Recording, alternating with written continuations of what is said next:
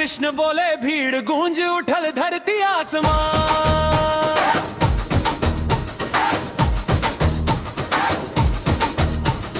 परसन के गली गली हंसी के फुहार बा, राधा संग तना खेले प्रेम के बहार बा।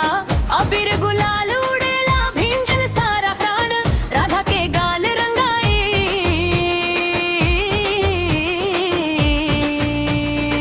मुस्काई श्याम सुजान।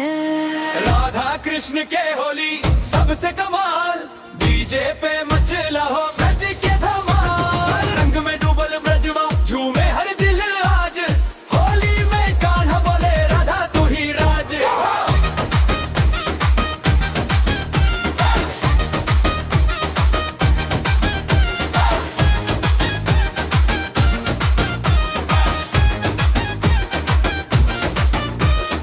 आना रंग ढल ले ऐसे भींज गल सिंगार बा।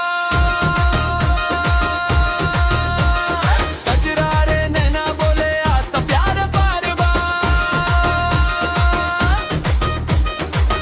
बालन संग नाचेला फिर के जग सारा, मुरलिया के तान पे झूमे।